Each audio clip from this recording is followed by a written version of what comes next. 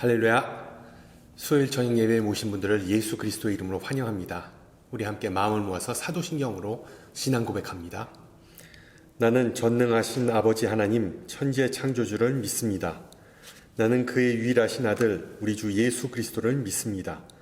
그는 성령으로 잉태되어 동정녀 마리아에게서 나시고 본디오 빌라도에게 고난을 받아 십자가에 못 박혀 죽으시고 장사된 지 사흘 만에 죽은 자 가운데서 다시 살아나셨으며 하늘에 오르시어 전능하신 아버지 하나님 우편에 앉아 계시다가 거기로부터 살아있는 자와 죽은 자를 심판하러 오십니다. 나는 성령을 믿으며 거룩한 공교회와 성도의 교제와 죄를 용서받는 것과 몸의 부활과 영생을 믿습니다. 아멘. 네, 우리 함께 찬송가 549장 하시겠습니다. 549장. 내 주여 뜻대로. 예전 찬송가는 431장이고요. 549장 함께 찬양합니다.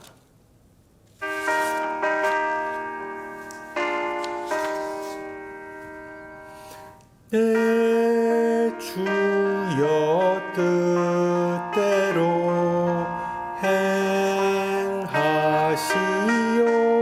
행하시옵소서. 온 몸과 영혼을 다 주께 드리니 이 세상 고락한 주 인도하시고 날 주관하셔서 뜻대로 하소서. 내 주여 뜻대로 행하시옵소서.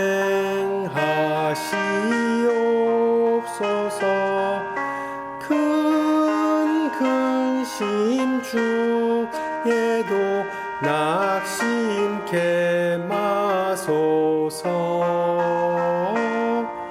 주님도 때로는 울기도 하셨네.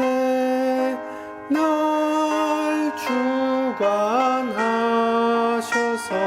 뜻대로 하소서.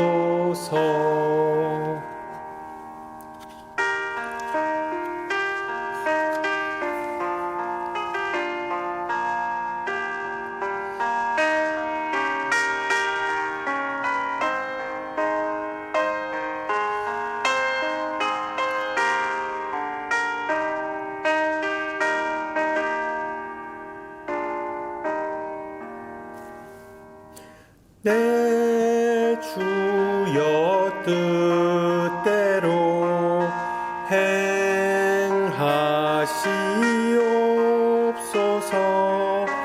내 모든 일들을 다 주께 맡기고 저 천성 향하여 고요히 가리니 살든지 죽든지 뜻대로 하소서. 아멘. 하나님께서 오늘 저녁 우리에게 주신 말씀 누가복음 10장 25절에서 37절입니다. 누가복음 10장 25절에서 37절. 제가 가진 성경으로 신약 110페이지입니다. 누가복음 10장 25절에서 37절 말씀을 받들어 봉독합니다. 어떤 율법 교사가 일어나 예수를 시험하여 이르되 선생님 내가 무엇을 하여야 영생을 얻으리이까? 예수께서 이르시되 율법에 무엇이라 기록되었으며 내가 어떻게 읽느냐? 대답하여 이르되 내 마음을 다하며 목숨을 다하며 힘을 다하며 뜻을 다하여 주 너의 하나님을 사랑하고 또한 내 이웃을 내 자신같이 사랑하라 하였나이다. 예수께서 이르시되 내 대답이 옳도다. 이를 행하라 그러면 살리라 하시니 그 사람이 자기를 옳게 보이려고 예수께 여짜오되 그러면 내 이웃이 누구니이까? 예수께서 대답하여 이르시되 어떤 사람이 예루살렘에서 여리고로 내려가다가 강도를 만나매 강도들이 그 옷을 벗기고 때려 거의 죽은 것을 버리고 갔더라. 마침 한 제사장이 그 길로 내려가다가 그를 보고 피하여 지나가고 또 이와 같이 한 레위인도 그곳에 이르러 그를 보고 피하여 지나가되 어떤 사마리아 사람은 여행하는 중 거기 이르러 그를 보고 불쌍히 여겨 가까이 가서 기름과 포도주를 그 상처에 붓고 싸매고 자기 짐승에 태워 주막으로 데리고 가서 돌보아 주니라. 그 이튿날 그가 주막 주인에게 데나리온 2를 내어주며 이르되 이 사람을 돌보아 주라. 비용이 더 들면 내가 돌아올 때에 갚으리라 하였으니 내 생각에는 이 세 사람 중에 누가 강도 만난 자의 이웃이 되겠느냐. 이르되 자비를 베푼 자니이다. 예수께서 이르시되 가서 너도 이와 같이 하라 하시니라. 아멘. 바다 생물 중에 빨판상어, 영어로는 the suckerfish라는 동물이 있습니다. 백상아리, the great white shark, 그런 큰 상어의 그 배 밑에 딱 붙어서 빨판이 있어서 그 딱 붙어서 편승하는 특별한 능력 때문에 그런 이름이 주어졌습니다. 그 부착 능력 때문에 큰 상어가 먹고 남긴 음식 떨어져 내리는 그 음식 찌꺼기까지 밑에서 날름 받아먹으면서 자신은 힘도 들이지 않고 목적지까지 가는 그런 물고기입니다. 어떻게 보면 기생충이라고 볼 수 있겠지만 숙주에게 전혀 해를 끼치지 않으며 심지어 청소를 잘해주므로 숙주의 건강까지 챙겨주는 일종의 상생의 관계를 유지하는 그런 동물입니다. 지금까지 성령의 열매 설교 시리즈를 진행하면서 이 빨판 상어가 우리 신앙인들의 모습이 아니겠냐는 생각이 좀 들었습니다. 지금까지 언급했던 성령의 열매, 사랑, 희락, 화평, 오래 참음, 자비의 열매를 맺는 사람을 여러분 혹시 보셨나요? 주변에 있는 성도들을 한번 보세요. 이 사람은 정말 성령의 열매를 맺는 사람이다. 성령의 강력한 역사가 나타난 사람이라 라고 단언할 수 있는 분이 즉시 떠오르시는지요? 무조건 이웃에게 사랑을 베풀고 상황과 관계없이 항상 기뻐하는 희락, 죽음 앞에서도 요동하지 않는 화평, 억울한 상황에서도 끝까지 오래 참는 것, 상대방이 나를 어떻게 대하든 상관하지 않고 행하는 자비, 이런 모습이 과연 우리 안에 있습니까? 아마 저와 여러분의 삶 가운데 이런 열매를 많이 맺지 못하고 또한 목격하지 못할 것입니다. 우리는 인간이기 때문에 우리의 능력과 노력으로 성령의 열매를 맺거나 만들어낼 수는 결코 없습니다. 성령의 열매를 맺는 유일한 방법은 바로 이 빨판 상어처럼 성령에 딱 붙어 있는 것입니다. 성령에 붙어 있을 때 비로소 우리 삶 속에 열매가 맺히기 시작하는 것이기 때문이죠. 오늘은 성령의 6번째 열매인 양선에 대해 좀 나누고자 합니다. 양선이란 단어 우리가 많이 사용하지 않는데 영어로는 generosity라고, 이 말의 헬라어는 또한 아가소스네입니다. 아가소스네. 이 단어는 신약에서 총 4번 사용되고 있습니다. 성령의 열매를 말하고 있는 갈라디아서 5장, 그리고 그리스도인의 모습으로서 로마서 15장은 이렇게 말씀하고 있습니다. 내 형제들아, 너희가 스스로 선함이 가득하고 모든 지식이 차서 능히 서로 권하는 자임을 나는 확신하노라. 즉 바울이 로마 교회에게 그들의 칭찬받을 만한 모습으로 양선, 선함, generosity를 말하고 있습니다. 그리고 데살로니가 후서 1장은 이렇게 말합니다. 이러므로 우리도 항상 너희를 위하여 기도함은 우리 하나님이 너희를 그 부르심에 합당한 자로 여기시고 모든 선을 기뻐함과 믿음의 역사를 능력으로 이루게 하시고, 여기서는 그리스도인의 모습과 동시에 그리스도인들이 지향해야 할 모습을 말하고 있습니다. 마지막으로 에베소서 5장에서도 이렇게 말합니다. 빛의 열매는 모든 착함과 의로움과 진실함에 있느니라. 즉 성경은 빛의 열매가 이 착함, 즉 양선이라고 정의합니다.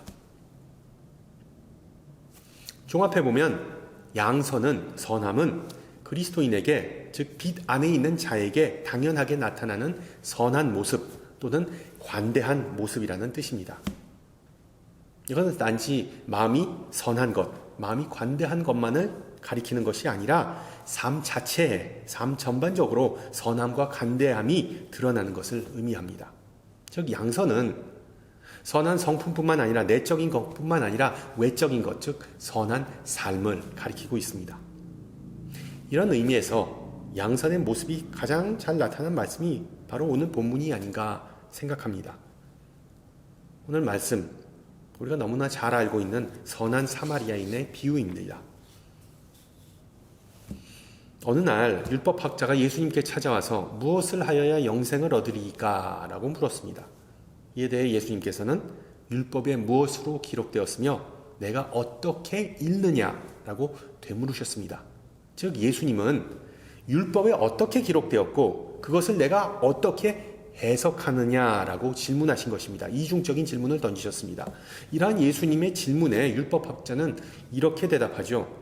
내 마음을 다하여 목숨을 다하며 힘을 다하며 뜻을 다하며 주 너의 하나님을 사랑하고 또한 내 이웃을 내 자신같이 사랑하라 하였나이다.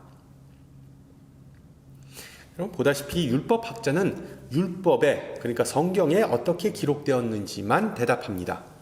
즉 예수님의 질문에 반쪽짜리 대답을 한 것이죠. 그는 자신이 그 구절을 어떻게 해석하는지, 즉 그 말씀을 자신에게 어떻게 적용하는지에 대해서는 일절 대답하지 않은 것입니다. 그래서 예수님은 내 대답이 옳도다. 이를 행하라. 그러면 살리라. 라고 말씀하십니다. 즉 질문에 대한 성경의 지식은 있지만 그것을 삶 속에서 실천하라고, 행하라고 말씀하신 것이죠. 그래서 율법학자는 한 걸음 더 나아가 예수님에게 그러면 내 이웃이 누굽니까? 라고 묻고 이에 대해 예수님은 너무나 유명한 선한 사마리아인의 비유를 통해 말씀하십니다. 그 내용을 다시 간략하게 말씀드리면 어떤 사람이 예루살렘에서 여리고로 내려가고 있습니다. 여리고는 지표 250m 밑에 있는 도시이고 낮은 도시죠. 예루살렘은 지표 750m 위에 있는 도시입니다. 시온 언덕이 있는 곳이죠. 그러므로 예루살렘에서 여리고는 본문의 말씀처럼 내려가는 길입니다. 내리막길입니다. 그 사람은 예루살렘에서 여리고로 내려가는 길에서 강도를 만나 옷을 빼앗기고 맞아서 거의 죽게 되었습니다. 참고로 이 두 도시 예루살렘과 여리고는 모두 유다 프로빈스, 유다 지역에 속한 그런 지명이었습니다. 그러므로 강도를 만난 사람은 10중 8구 유대인이었겠죠. 유대인. 그리고 그때 그곳에 제사장이 지나갔습니다. 제사장은 알다시피 그때의 종교 지도자였습니다. 그러나 제사장은 강도 만나서 거의 죽게 된 사람을 보고 혹시 자신도 강도를 만날까, 해코지 당할까 두려워 그를 피해갔습니다. 얼마 후 어느 레위인도 그 길을 지나갔는데 레위인은 대부분 성전을 섬기는 사람이었습니다. 그러나 그도 제사장처럼 그를 보고 피하고 도망갔습니다. 그런데 여행하고 있는 어떤 사마리아인이 그곳을 지나게 되었습니다. 그리고 그 강도 만난 자를 목격하였습니다. 그리고 그는 그 고통당하는 자를 보고 불쌍한 마음을 품었습니다. 불쌍한 마음. 그래서 그 사마리아인은 강도 만난 자를 데리고 그를 치료해주고 나귀에 태워 그를 주막까지 데리고 가서 그 다음 날까지 치료했습니다. 또한 그 사람을 주막 주인에게 돌봐달라고 부탁하고 자신이 일을 마치고 돌아오는 길에 또다시 들려서 모든 비용을 다 자신이 커버하겠다고 말하고 길을 떠났습니다. 이 비유를 말씀하신 후에 예수님은 율법학자에게 물었습니다. 내 생각에는 이 세 사람 중에 누가 강도 만난 자의 이웃이 되겠느냐? 이에 대해 율법학자는 자비를 베푼 자니라 라고 말했습니다. 그러자 예수님은 그 율법학자에게 결론적으로 말씀하십니다. 가서 너도 이와 같이 하라. 2번 말씀하신 거죠. 여러분, 이것이 바로 양선의 대표적인 모습 아니겠습니까? 이 비유에서 사마리아인은 예루살렘이나 여리고에 살던 사람이 아니었습니다. 그는 그 길을 여행하고 있다고 본문에 나옵니다. 그러니까 자신이 익숙하지 않은 곳, 오지를 여행하면서 강도 만난 사람을 보게 된 것입니다. 만약에 여러분이 여행 중에 그런 강도 만나 고통당하는 사람을 보게 되면 어떻게 하시겠습니까? 아마 대부분은 내가 길을 잘못 들었구나, 여기 위험한 동네구나 라고 불안해하면서 어떻게든 빨리 그 지역을 벗어날 생각을 할 것입니다. 레위인과 제사장과 비슷한 행동을 취하겠죠. 그것보다 조금 나은 행동은 직접 개입하지는 않고 위험에 처하지 않고 911에 전화하는 것이겠습니다. 그러나 그 무명의 사마리아인은 주위의 상황, 주변의 위협보다 고통당하는 자의 필요에 초점을 맞췄습니다. 그 필요를 우선시했습니다. 그리고 그 사람을 끝까지 포기하지 않고 보살펴 주었습니다. 바로 이것이 양선입니다. 양선이란 환경을 넘어서 상대방의 필요를 채워주는 것입니다. 또한 우리가 고려해야 할 부분이 있습니다. 도움을 주는 사람은 사마리인이었고 도움을 받는 사람은 아마도 말씀드렸듯이 유대인이었을 겁니다.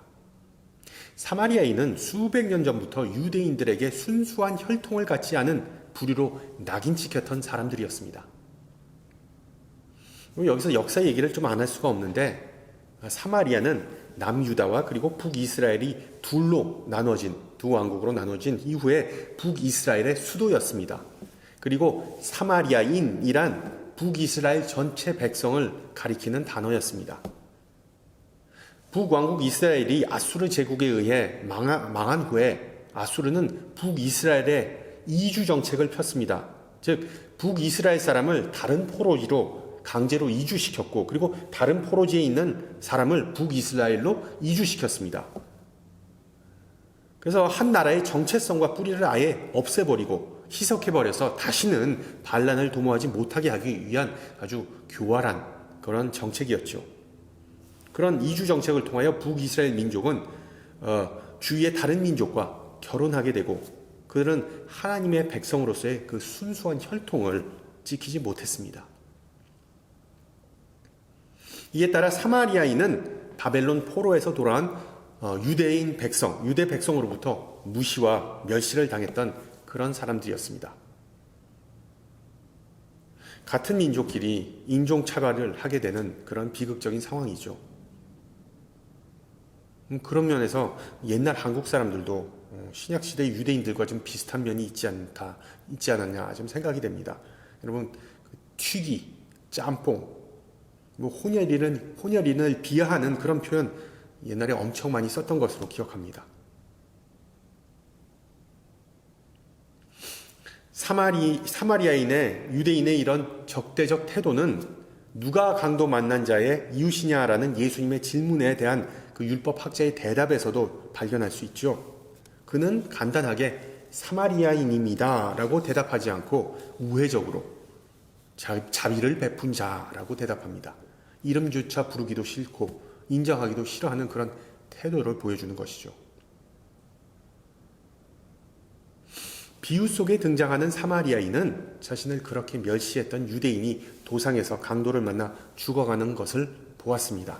정상적인 사마리아인이라면 유대인의 그런 고난에 공경에 처한 모습을 보고 거참 쌤통이다. 우리를 그렇게 미워했으니 하나님께 벌받은 것이라고 좋아했을 것입니다. 따라서 자신을 무시하고 미워했던 유대인을 도와주기는 절대로 쉽지 않았을 것입니다. 그러나 이 사마리아인은 고난에 처한 사람의 신분이나 인종과는 상관없이 그의 필요를 먼저 생각했습니다. 이것이 바로 양선입니다. 양선이란 섬김을 받을 상대방이 어떤 사람이든 관계없이 상대방의 필요를 먼저 생각하고 그에게 선을 베푸는 것입니다. 우리가 사는 미국에서 의사나 병원에 가면 가장 먼저 물어보는 것이 보험이 있는지 없는지입니다. 그래서 보험이 있더라도 그 의사가 가입된 네트워크에 없으면은 아예 치료를 거부하거나 아니면은 많은 돈을 지급해야 합니다. 예수님은 공생애 동안 수많은 환자를 돌보셨지만 그들의 자격이나 재산이나 신분을 따지지 않으셨습니다. 또한 고침을 받고 자신을 따를 사람만을 선별해서, 그러니까 제자가 될 만한 사람을 선별해서 치료해 주시지도 않았습니다. 물론 예수님은 그들이 치료함을 받은 후에 자신을 따를 것인지 자신을 찬양할 것인지 그러지 않을 것인지를 미리 알고 있었지만 그것과는 상관없이 병자들의 필요를 우선시하고 그들에게 선을 베푸셨습니다. 이것이 바로 양선입니다. 상대방의 조건이나 배경이나 자격과는 상관없이 상대방의 필요에 따라 섬기는 것이 바로 양선이죠. 경제가 어려워지고 삶이 각박해지면서 우리 현대인의 모습을 보면 참 이해타산적이고 자기중심적인데, 문제는 그런 우리가 어떻게 아무런 조건 없는 선을 베푸는 그런 양선의 삶을 살 수 있을까요? 우리가 잘 아는 시편 23편은 이렇게 말합니다. 나의 평생의 선하심과 인자하심이 정녕 나를 따르이니 내가 여호와의 집에 영원히 거하리로다. 시편 23편에서 다윗은 평생의 선하심과 인자하심이 정녕 자신을 따를 것이라고 고백합니다. 그리고 이러한 선함, 이러한 양선을 따르는 것과 여호와의 집에 거하는 것을 연관시켜 말하고 있습니다. 그러니까 선하심과 인자하심이 나를 따른다는 말은 하나님의 선하심과 인자하심이 평생 나의 삶 속에서 나타날 것이라는 그런 의미입니다. 즉 다윗은 자신이 사는 동안 하나님의 선함과 인자하심이 지속될 것임을 선포하고 있습니다. 그리고 이것을 여호와의 집에 거하는 것과 연관지어 말하고 있습니다. 여러분, 여호와의 집에 거한다는 것이 무슨 의미일까요? 여호와의 집이란 여호와가 계신 곳을 말하겠죠. 여호와의 임재가 있는 곳을 뜻합니다. 구약에서는 여호와의 집이란 보통 예루살렘 성전을 뜻합니다. 그리고 나중에 신약, 그리고 지금 우리가 사는 시대에서는 여호와의 집은 보통 교회를 연상시키게 하고 그것을 가리키는 표현일 수 있지만, 그것보다 여호와가 계시는 모든 곳을 의미한다고 볼 수 있겠죠. 근데 여러분, 하나님이 계시지 않는 곳이 어디 있겠습니까? 우리 하나님은 무소부재의 하나님이십니다. 계시지 않는 곳이 없고 없을 때가 없으신 분이십니다. 즉 하나님은 모든 곳에 계시지만 인간은 보통 그것을 깨닫지 못하고 살아가죠. 그러므로 여호와의 집에 거한다라는 말씀은 하나님께서 언제나 나와 함께 하신다는 사실을 잊지 않고 살겠다라는 의미이기도 합니다. 더 나아가 하나님의 임재하심을 체험하면서 사는 자에게는 선함과 양선의 열매가 맺힌다는 것입니다. 그래서 에베소서 5장 9절 서두에서 읽은 말씀이죠. 이렇게 기록합니다. 빛의 열매는 모든 착함과 의로움과 진실함에 있느니라. 그렇습니다. 빛 대신 하나님 안에 우리가 거할 때, 빛 대신 하나님과 동행할 때 양선의 열매가 맺힌다는 뜻입니다. 그리고 그 빛 대신 하나님은 예수님을 통해 이 세상에 오셨죠. 그래서 요한복음 8장에서 예수님은 나는 세상의 빛이니 나를 따르는 자는 어둠에 다니지 아니하고 생명의 빛을 얻으리라 라고 말씀하십니다. 바꿔 말하면 우리 신앙인들은 이 세상 가운데서 예수님처럼 살 때 생명의 빛을 비출 수 있으며 양선의 열매를 맺을 수 있습니다. 저와 여러분 모두 예수님의 제자로서 그리고 예수님처럼 살아야 한다는 내용은 우리가 이론적으로는 다 알지만 실제로 예수님처럼 사는 게 쉽지는 않습니다. 12 제자들처럼 예수님을 직접 눈으로 보고 가르침을 직접 듣고 배우고 그리고 예수님과 함께 삶을 나눈 것이 아니기 때문이죠. 우리에게 주어진 것은 오직 하나님의 말씀입니다. 말씀으로서의 예수님. 그리고 그 하나님의 말씀을 우리는 생명의 말씀이라고도 부르죠. 생명의 말씀. 그 이유는 바로 하나님은 말씀으로 온 세상을 창조하셨기 때문입니다. 창세기 1장 3절에서 빛이 있으라 라고 말씀하신 후에 빛이 있듯이 말씀은 창조하는 능력과 생명을 주는 능력을 동시에 가지고 있습니다. 또한 하나님은 말씀을 통하여 지금도 생명을 창조하시고 그리고 생명을 지탱하십니다. 보다시피 하나님에게 있어 말씀과 그리고 창조는 같은 행위입니다. 같은 행위. 비슷한 맥락에서 우리 신앙인들이 하나님의 말씀이 절대적으로 필요한 이유는 동물이나 식물이 살기 위해 햇빛이 꼭 필요하듯 우리의 신앙, 우리의 영혼을 지탱해 주는 것은 다름 아닌 하나님의 말씀이기 때문입니다. 따라서 우리가 하나님의 빛 가운데 살아야 한다. 예수 그리스도의 빛 가운데 머물러야 한다는 것은 바로 하나님의 창조적인 말씀의 능력을 우리도 회복해야 한다는 것입니다. 우리도 그것을 본받아야 한다는 것입니다. 그렇습니다. 하나님의 형상을 간직한 우리 신앙인들 한 사람 한 사람이 내뱉는 말은 생명을 줄 수도 있고 파멸을 가져다 올 수도 있습니다. 우리가 진심으로 사랑해요 라고 말하면 그 말은 다른 사람의 영혼에 정말 한 줄기 밝은 햇살과 같이 생명, 소망, 그리고 용기를 가져다 줄 수 있습니다. 반면에 너 정말 싫어 라고 말하면 그 사람의 마음을 무너지게 하고 그 사람의 생명력을 깎아먹는 그런 결과를 초래하기도 합니다. 따라서 우리가 하는 선한 말이 빛 대신 하나님의 능력을 나타내는 가장 강력한 수단입니다. 그러나 또 다른 한편으로 말이 말로만 남아있으면 아무런 능력을 발하지 않을 때가 너무 많은 세상에 우리는 지금 살고 있습니다. 생각해 보세요. 정치인들이 날리는 공수표, TV에 나오는 허위 광고 등등. 우리는 어떻게 보면 말보다 직접 행동이 더 중요한 세상을 살고 있습니다. 바로 이런 사실을 염두에 두고 예수님도 마지막으로 오늘 본문에서 명령을 내리시죠. 너도 이처럼 하라. 너도 이처럼 하라. 그렇습니다. 선을 베푸는 자에게 하나님은 축복을 주신다고 성경은 말합니다. 오늘 본문 선한 사마리아인의 비유의 배경은 오늘 율법학자가 무엇을 해야 영생을 얻으리까? 라는 질문에 예수님께서 하신 대답입니다. 이웃을 사랑하는 것, 이웃에게 조건 없이 선을 베푸는 것이 바로 영생으로 인도하는 길이라고 예수님은 직접 말씀하십니다. 제 얘기가 아니라 예수님의 말씀입니다. 즉 이웃을 사랑하는 자에게 하나님은 생명을 주신다라고 말씀하십니다. 어떤 분은 이 말씀을 읽고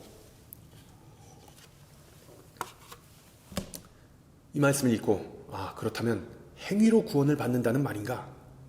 아니 왜 예수님은 오늘 본문에서 믿음에 대해서는 아무런 말씀이 없으신 건가? 라는 의문을 품을 수 있습니다. 여러분 우리가 오해하지 말아야 할 부분이 있습니다. 영생이라는 단어를 우리는 보통 천국에 들어가는 것, 구원열차 타고 천국에 들어가는 것으로 생각하지만 좀 더 넓은 의미를 생각해 봐야 합니다. 영생이 뭡니까?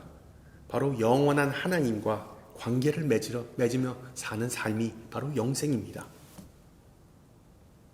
즉 예수님은 우리 신앙인이 이 세상에서 말씀으로 생명을 누리라고 권면하시는 것이죠.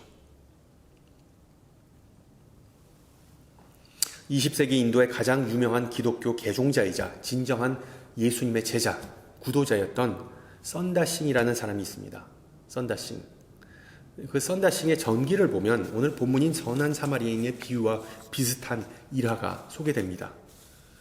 썬다싱이 어느 추운 날, 겨울날 전도 여행하는 도중 그 히말라야 산맥을 넘어가게 되었습니다. 혼자서 산을 넘는데 저 앞에 한 사람이 서서 머뭇거리다 그냥 지나가는 것이 보였습니다. 썬다싱이 앞 사람이 머뭇거리던 곳에 도착해 보니 어떤 사람이 추위에 지쳐 쓰러져 있었습니다. 그 앞에 가던 사람은 못 본 채 하고 가야 할지 그를 구해줘야 할지 망설이다 그냥 지나쳐버린 것이죠. 그러나 썬다싱은 한순간의 망설임도 없이 쓰러져 있는 사람을 둘러엎고 깡깡 힘들게 산을 넘어갔습니다.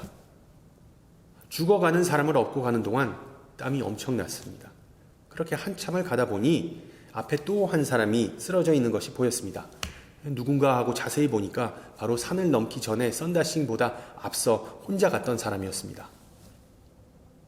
그는 혼자 힘들게 산을 넘다가 결국 추위에 얼어 죽은 것이었습니다. 썬다싱은 이웃을 구하려고 죽어가는 사람을 업고 간 것인데 바로 이를 통해 그 모진 추위에도 살아남는 생명을 얻게 된 것이죠. 그렇습니다. 사랑으로 선을 베푸는 자에게 하나님은 생명을 주십니다. 할렐루야. 또한 그에게 생명을 구할 수 있는 능력 주십니다. 이러한 축복이, 이러한 놀라운 축복이 우리 모두에게 있기를 기도합니다. 빛 대신 예수 그리스도의 말씀을 따라 어두움 속에서 하나님으로부터 밝은 빛을 발하고 그 빛을 통해 선함, 양선의 열매를 맺어 우리 자신, 우리 가정, 우리 공동체가 축복받고 생명까지 얻는 은혜가 있기를 축원합니다. 함께 기도합니다. 고마우신 하나님, 주님은 우리를 사랑하기 위한 존재로 창조하였음을 고백합니다. 하나님을 사랑하고 이웃을 사랑하라는 가장 큰 계명을 언행으로 지키지 못함을 회개합니다. 오히려 우리 자신을 먼저 생각하고 우리 자신을 먼저 챙기고 우리의 기준만을 내세우며 하나님과 이웃을 무시했음을 이 시간 회개합니다. 예수님을 본받지 못하고 상대방이 누군지를 따지고 살핀 후에 호의를 베풀었음을 고백합니다. 주님, 부디 우리의 이기심과 편협함 그리고 무덤덤함을 용서하시고 주님과 같이 하나님의 말씀에 순종하고 이 어두운 세상 속에서 선한 영향력을 발휘하게 하옵소서. 그리하여 우리가 사는 순간순간이 하나님과 함께하는 정말 영생을 맛보는 그런 삶이 되게 하옵소서. 함께 주님 가르쳐주신 기도합니다. 하늘에 계신 우리 아버지, 아버지의 이름을 거룩하게 하시며 아버지의 나라가 오게 하시며 아버지의 뜻이 하늘에서와 같이 땅에서도 이루어지게 하소서. 오늘 우리에게 일용할 양식을 주시고 우리가 우리에게 잘못한 사람을 용서하여 준 것 같이 우리 죄를 용서하여 주시고 우리를 시험에 빠지지 않게 하시고 악에서 구하소서. 나라와 권능과 영광이 영원히 아버지의 것입니다. 아멘. 네, 예배를 마쳤습니다. 한 주간 강건하시고요. 다음 주 이 시간에 뵙겠습니다. 샬롬.